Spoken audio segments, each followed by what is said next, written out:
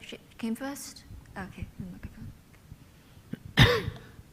First of all, you mentioned earlier that you are setting your hopes on Europe, and I would say maybe you might want to prepare yourself for some disappointments, but this is only a personal remark. I have a follow-up question from the earlier speaker.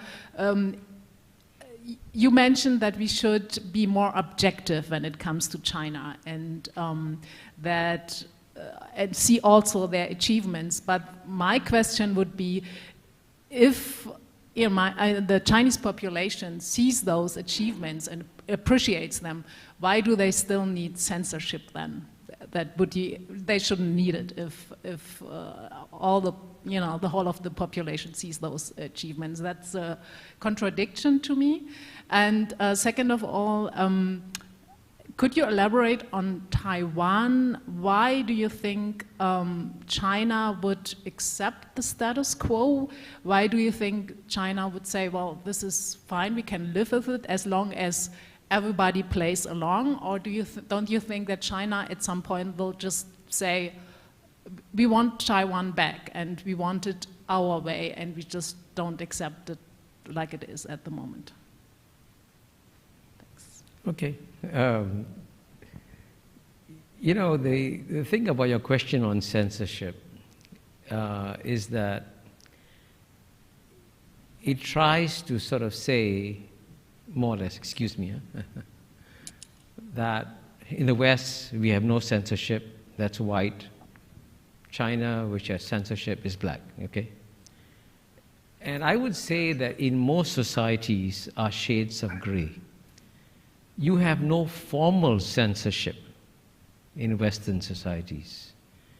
Believe me, you have informal censorship, right? And in the United States today, by the way, it goes down to political correctness. And even in the greatest universities, right, in the US today, and I'm told by graduates of these great universities, I just was there, that the political culture is pushing towards political correctness, and there's no formal censorship, but there's so many things you just cannot say anymore. And if you want an example of this, read the Financial Times this weekend, lunch with FTs with a Yale professor, Amy Chua. She spoke freely. See what happened to her. That's also censorship, okay? So there are different kinds of censorship.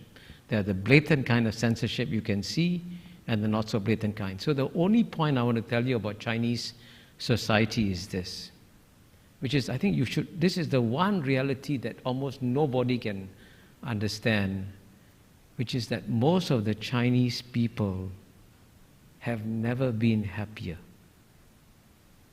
It's amazing. You have to live there to see it. And in my book, I cite one of America's greatest strategic thinkers, George Kennan. And he says at the end of the day, the outcome of the contest between the United States and Soviet Union, the old Cold War, would depend on which society enjoys greater spiritual vitality. Where are the people happier, especially the bottom 50%?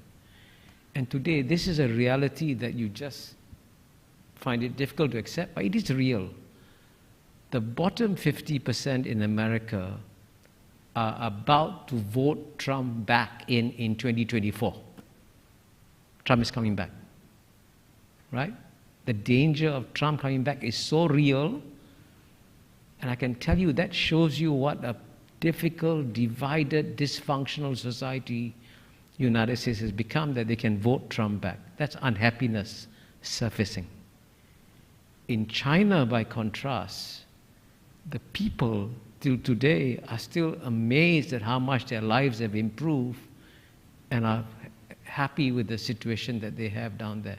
Which is why, to be honest, with apologies to you, I reacted very strongly to the word repression, because the Chinese people actually understand and appreciate how much they have advanced. And the Chinese actually now, the people actually, and this is something that I met someone who was here a few days ago who speaks Chinese fluently, has been there recently.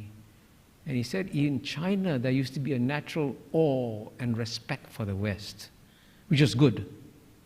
But that awe and respect for the West is diminishing as they see what is happening in Western societies, especially the United States, and they see what's happening in China. So I want you all to understand that don't use black and white categories to understand China and the West. Understand the strengths of the West, the weaknesses of the West, understand the strengths of China, weaknesses of China, and then make a comparison. Don't do black and white comparisons. And on Taiwan, basically, just my simple answer is, if you don't shake the status quo, we can keep peace. No, but the Chinese are not going to go out and launch a military war. Because again, I discussed this in my book, the Chinese believe that the best way to win a war is without fighting. If you have to fight, it means you're not a good general.